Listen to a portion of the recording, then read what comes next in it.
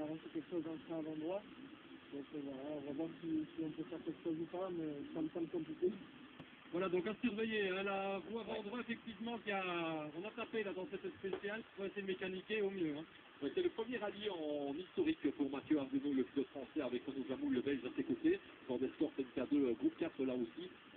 Ça c'est la roue avant gauche, apparemment c'est à droite que ça a tapé. Un des espoirs français à suivre. Bon, on n'est pas dans la catégorie des Sébastien Ogier, il arrive derrière Mathieu Ardenau. C'est un pilote qui est en cours de formation, on va dire, pour l'instant. Numéro 42, la BMW. Il faut dire qu'il mettait du cœur à l'ouvrage, le brave Craig Walker, depuis le début de la spéciale, et on se doutait bien qu'à un moment donné, ça n'allait plus tourner, mais pas la route, malheureusement. Il a percuté un arbre, le ralenti, on le voit, il était très très vite, il était très très vite, il est allé contre le talus.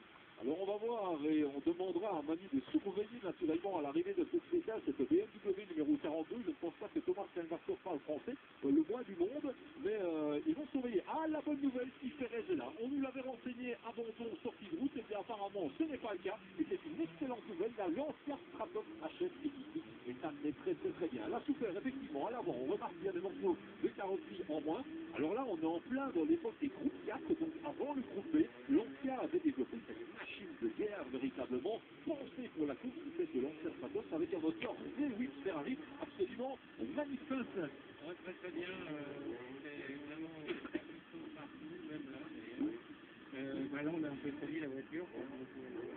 Mais c'est géant, c'est génial, voilà, c'est la naissance des deux, ça glisse. Avec une voiture comme celle-ci, c'est un retour en arrière qui fait diablement plaisir pour le pilote et pour les spectateurs. Ben oui, oui, mais même le pilote est très âgé, hein, aussi âgé que la voiture. Allez, courage du bon rallye à vous. Merci d'action. Je répète celle de Jean-François Bourg, d'ailleurs, le pilote français, qui met des grands gaz lui aussi. Et puis si on pouvait retrouver la Lancia Stratos numéro 8, la voiture de Steve Perez, eh bien ce serait nickel, histoire de s'en remettre une belle petite couche sur cette Lancia Stratos HS, qui reste une voiture de référence. C'est pas qu'on n'aime pas les Opel Ascona, hein, mais on en voit souvent les Opel Ascona, les Lancia Stratos, par contre ça reste particulièrement rare. Et Jean-François Monk qui fait à l'attaque avec cette Opel Ascona aux couleurs officielles. En voiture qu'il est relativement facile d'embarquer dans les épingles naturellement.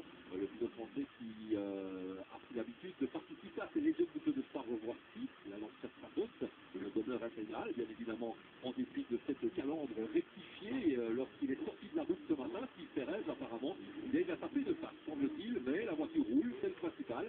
À l'arbor des couleurs qui font penser sa boîte de vitesse lors de la spéciale d'entraînement, il avait décidé de faire déporter au départ de la course, il était très triste, Steve Perez, et là apparemment, eh bien, ça se passe, enfin plus ou moins bien, parce que là, la voiture ne tourne pas trop. Oh là là, il est en train de l'abîmer, Steve Perez. Il fasse quand même attention.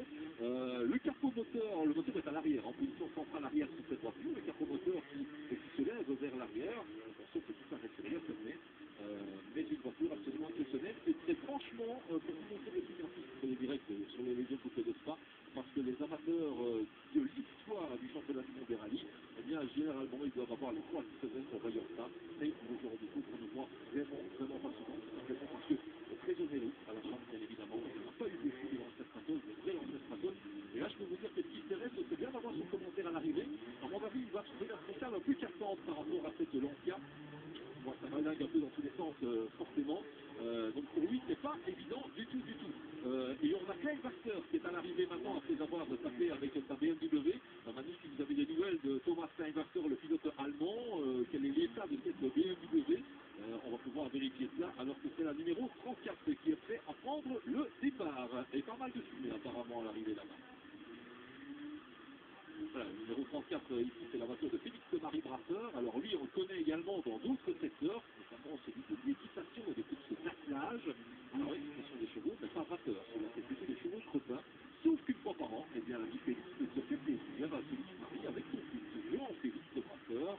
Et il aligne cette Porsche 911 SC. Et je peux vous dire que le Félix-Marie Brasseur est hyper, et sait mettre des gaz et sait entretenir de très grands travers. C'est Porsche numéro 34. Voilà. La Facta parfait en mode sécurité pour l'instant. On retrouve Manu Evans avec monsieur Fred Bouville. Oui, Fred Bouville, on annonce du brouillard sur la route là. Ouais, je vois que le gars devant a pété quelque chose. C'est très amusant parce que c'est beaucoup de bruit, c'est très précis, mais bon, pour les voitures, c'est pas terrible, parce que mécaniquement, ça McDonald's trop encore. Et ce circuit-ci de Pilsen, vous le connaissez très très bien aussi, mais plutôt à moto, voire même sur des engins style quad et autres. Oui, j'ai fait un peu de tout dans les engins ici, et c'est la première fois que je sors de tir, comme ça j'aurais tout fait. Qu'est-ce que ça donne? Pas mal, je crois, on s'est bien arrivé, on a eu la chance de ne pas rattraper quelqu'un, donc on était assez vite. Et voilà, donc très chouette. Comme vous allez en rattraper un tout à l'heure. Merci. Hein. Alors Petkovic est juste derrière Thomas Kleinmaster, le pilote allemand, avec sa BMW qui a rencontré des problèmes tout à l'heure. Encore une très belle voiture ici au départ, c'est une Fiat 124 à marque Spider, celle-là. La numéro 41 en action, la voiture pilotée par Maurice Bergstein, le Hollandais, Robin Buisman, à ses côtés, il est belge celui-là. Là, on est avec une Opel Kadett B exactement, qui date de 1970.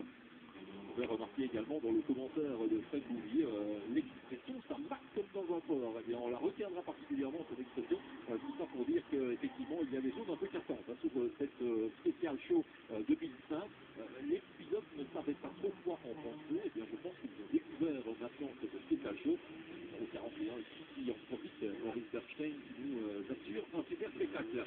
Et à l'arrivée de la spéciale, on va retrouver Eric Van de Poel, qui a délaissé la porte son cette année au profit d'une Citroën Vida Liquid, Manu. Voilà, on va essayer d'avoir les impressions effectivement d'Eric. Eric, alors, ça change de la Porsche, hein? Ah oui, c'est très différent. Hein. Surtout qu'on n'a pas vraiment de frein à main, et puis ça ne marche pas avec les castings motrices. Donc dans les petites épingles, c'est dur, il faut la laisser tourner, attendre, trouver la motricité. Mais une fois que c'est en ligne droite, alors là, ça démarre, c'est génial. On prend son pied. Oui, oui, vraiment amusant. Ça donne chaud ici, hein? Super, merci Eric. Voilà, le vainqueur des 24 heures de Spa, la numéro 39 qui est en action ici, eh bien c'est Alexandre Lins et Marie Mikils avec cette ultime Super S, une Mini, 875 cm3, là aussi, un grand plongeon au cœur des années 60, en 1964 avec cette Mini, Alexandre Lins qui nous fait l'honneur d'être quasiment chaque fois présent au départ de ce Legend Club de Spa, dans la Clémentine de Gaillard vous l'appelle naturellement, et on en vient presque à regretter l'absence d'un certain François de Spa également, qui est un dompteur de Mini Cooper S absolument hors pair. Bon, ben Lane est là pour assurer la jonction et la transition pour l'instant. Et bien tant mieux, ça fait plaisir en tout cas de regarder la différence de gabarit des voitures avec le Belmont à 400, le 1900 dans les Motoreurs qu'on avait tout à l'heure, et puis là on se retrouve avec une toute petite Mini Cooper S. What's happening? We had an accident on the first stage. We hit a tail on the ice, hit the front, spun round and hit on the back. That's why the car looks such a mess. I'm very embarrassed about that. Big surprise, not good surprise. Yeah, bad surprise. Yeah, we didn't realise how icy it was, and it was in the fog, and we were flat out. We did it at maybe 130 kilometres an hour, and it hit the bale, spun round. So we were lucky to be in the rally, really. Yeah, good pleasure. Yeah, it's great, fantastic stage, good fun. Thank you, Steve. Voilà, Il a pris son pied quand même. Hein. Ouais, il a pris son pied. Moi, le plaisir, c'est qu'il n'en veut pas à l'organisateur pour le caractère un peu cassant de cette spéciale show 2005. Il paraît qu'il nous expliquait que dans une des premières spéciales ce matin, malheureusement, il a piqué tout droit. Il était en état 130 à l'heure dans le brouillard, et puis il y a eu de la glace. La voiture est partie tout droit, et j'ai percuté un talus où il y avait de la neige, notamment de la glace et tout. Il dit maintenant, la voiture ne ressemble plus à rien à l'avant. Il est vraiment désolé de ça.